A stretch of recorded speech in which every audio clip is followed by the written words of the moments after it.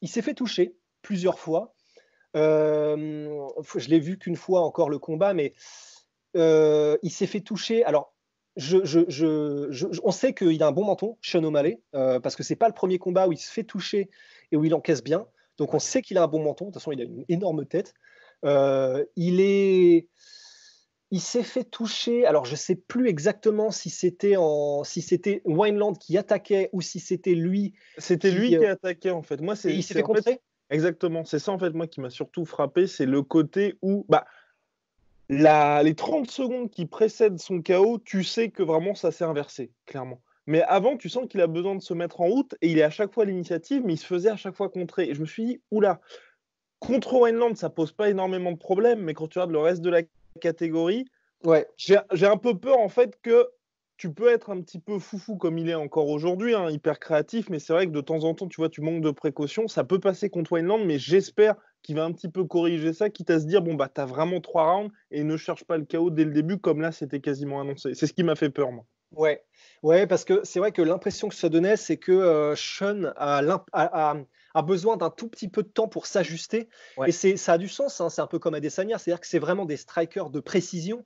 Donc, c'est des gars qui sont tellement techniques, qui se basent sur leur technique, qu'ils ont besoin d'un tout petit peu de temps et comment dire, et de te proposer des feintes, de te proposer des petits pièges pour voir comment tu réagis. Et une fois qu'ils ont ta vitesse, ton timing, tes réactions, et ben à ce moment-là, ils commencent à dérouler la croisière. Mais c'est vrai qu'on a eu l'impression que là, le temps qu'il trouve son rythme, Sean Ouais. O'Malley, qu'il trouve sa bonne distance, qu'il trouve tout ça, et ben pendant ces quelques minutes, ouais, visiblement, il est pas insubmersible et il peut se faire toucher. Et je te rejoins. Wineland frappe dur, c'est clair, mais donc c'est en bantamweight là qu'on se trouve, je crois. Oui, c'est Ouais, ça. c'est ça. Contre un Gabrandt, c'est pas pareil. C'est ça. Gabron, et surtout, moi, je pensais, mon flash, c'était genre, il fout Marlon Moraes, Sean O'Malley, tu vois. Ça, clairement, ça passe pas. Ouais, oui, oui, oui. Ah, Moraes, ce serait intéressant avec les low kicks en plus.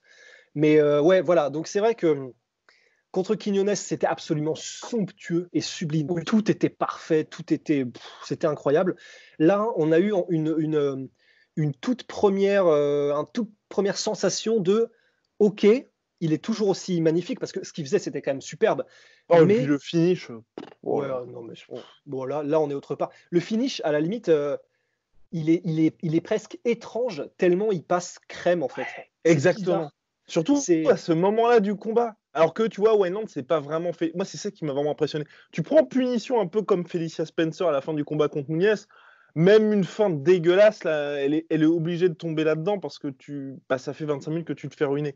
Là, tu es hyper compétitif, tu es bien dedans et ouais. ouais, il voit rien du tout, quoi. Et je pense qu'une des raisons, c'est bon, bien sûr, il y a la feinte du percute et ensuite la feinte de jab qui revient pour le Ouais. cross, etc. Bien sûr, ça compte parce que bah voilà, on a vu les réactions de Wineland, comme disait Cormier, absolument.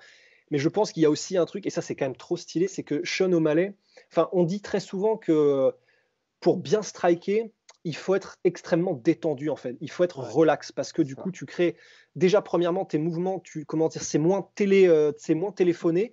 Et en fait, plus tu es plus tu tendu et plus tu es carré, etc. Et plus en fait, comment dire, moins tes coups, tu peux les dérouler avec aisance. Et du coup, il y a une relation directe entre la vitesse que tu peux créer et la décontraction que tu as. Et en plus de ça, bah, Sean O'Malley, il a cette espèce de style où il n'est pas garde haute comme ça, il est détendu et c'est vraiment, tu sais, boum, il a des angles qui sont pas forcément faciles à lire et quand voilà, quand tu combats un striker qui est aussi détendu, il y a des coups, c'est vrai qu'en fait, tu peux ne même pas voir venir.